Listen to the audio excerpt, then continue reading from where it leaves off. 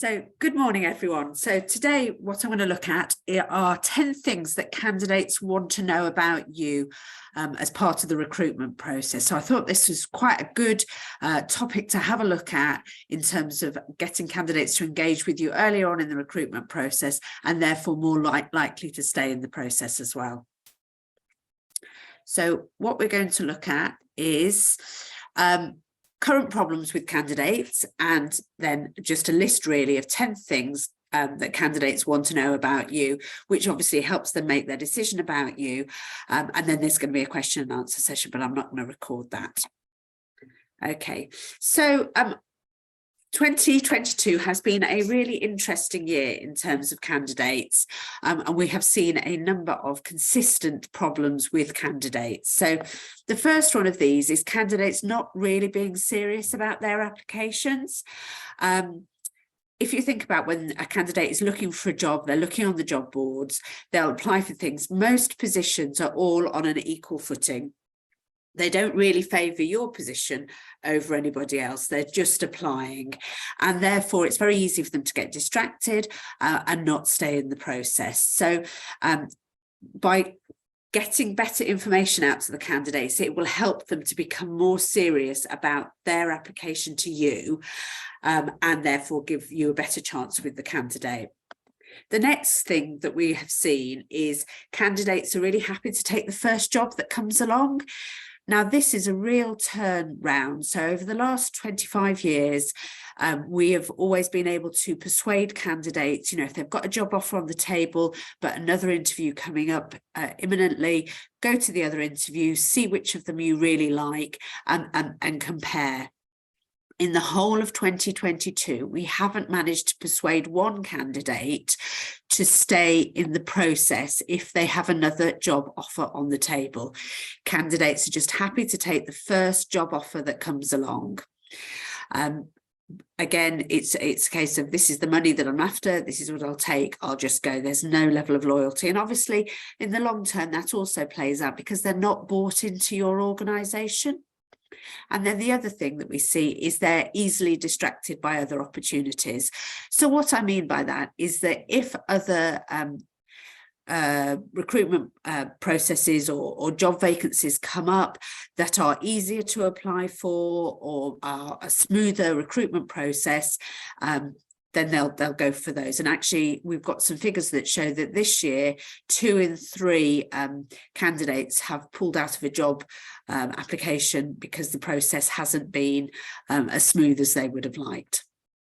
So those are the sort of problems that are out there in the candidate market at the moment. So I just wanted to give you a list of things that you can do for your candidates that should help keep them in the process.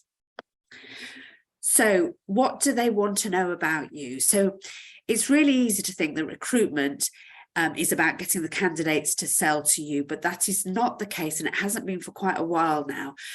You need to really sell your opportunity to the candidate, and these are some of the things that they really want to know. So the first thing is a job description. So when I ran a poll this week on LinkedIn, this was the #1 thing that candidates would get sent by a company. So you've applied for our job as administrator, here's the job description that fits that role. It's a really important thing and it should definitely be included. So 22% of people leave a job in the first 45 days. And the #1 reason for this is the job is not quite what they expected it to be.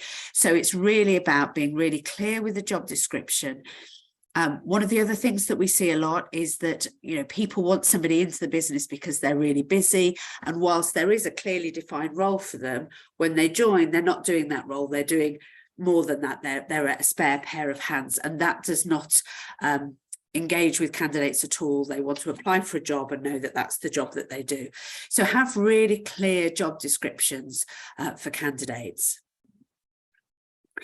The next thing I would give them is some department information. So you can do this as a planogram. You can have it as quite a nice document with not particularly formal, but you've got Jeff, who heads up the IT department, who likes cats and playing football on a Sunday. have some photographs of people, get them to understand what the team is that they're coming into. So you know, you can, it helps to show them what sort of people that they will be mixing with. And again, it helps them feel more engaged and bought into your organisation. You should tell them about your mission. So what is it that you are doing currently? And why? So the purpose that goes behind that as well. Talk about your vision, you know, what in the long term, what it is that you're wanting to do as a company. And if you've got these as well, share your values with them so they understand what's important to you as an organisation and can think about how their personal values fit those, particularly younger generations, so generation Y and Z, that values piece is really important to help engage with them. So number 6 is let them know about future opportunities. So in the past, often employers are really focused on the job that people are doing now. So, you know, you've applied for this particular job, that's what we want you to do. Once you've got good at that, then you will think about future opportunities. This isn't about promising them stuff before they've started. This is about showing what routes they could take from the position that they've done. So companies are often really good at doing this for graduates because they understand the importance, but actually in the long term, everybody wants to know kind of what the long-term opportunities are. And everybody's different as well. So some of the, sometimes younger people are, you know, kind of much more driven. You might get somebody who is actually wanting to just sort of plod more and actually just wants a stable position, which is also great within a team. You don't want everybody to be chasing the next thing. But, you know, if they learn these things within your department, within this role, what future opportunities can you offer them as a business? If you can't offer them anything in the future, and it is a job that doesn't have a future within it that to grow within, talk about the sorts of things they can go to do. You kind of have to accept that people will want to move on at some point, and therefore you will give them the right skills to be able to do that. So number 7 is tell some stories about what other people in your organisation have done. This is great to have on the website, so you can direct people towards that. Ideally, short videos are really good to get people engaged using different media. So interview some of your team and get them to explain their journey as to how they've got to where they are now. Number 8, give them a tour of the company.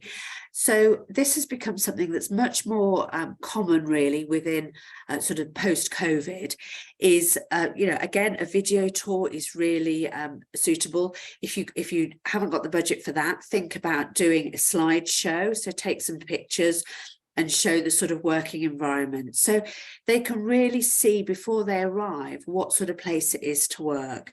So when I work with some of our clients, we talk about making it really realistic. So for example, we've got clients where a considerable amount of the work is outside. We don't show candidates the bright sunny day, we show them what it's going to look like when it's raining and the sorts of clothes that you'd need to wear for that. But really it can give a really good flavour of the company. It doesn't need to be very long. 2 minutes is absolutely fine. And as I say, in a slideshow, a similar sort of length of time, really, just with some captions as to what you're showing them. But just give them something that makes them think, you know what, no other company has gone to this effort and done that. So, you know, it is a really key thing to do that will help differentiate you. And the final 2 points are let them have a company history. So again, I personally would have this on the website and direct them to that, but I would explain to them exactly how you've come to where you are now so that they can see the heritage and kind of the plans and the development that's occurred as well. And then the final thing is I would put links for the LinkedIn profiles of the senior management team. So again, they can check out who runs the company, who will be managing them, and their backgrounds as well. So it seems like an awful lot of stuff. So how do you give them this information easily? And really, it's just a creation of a candidate information pack. If you want some help with this, please feel free to contact us. And I'll give you the details in a minute. So, but you can have it as an email document with links in. Everything is done this way these days. So you might have your LinkedIn links, you might have your link to the website where you've got your videos, but create as a really nice document that can go out to all candidates.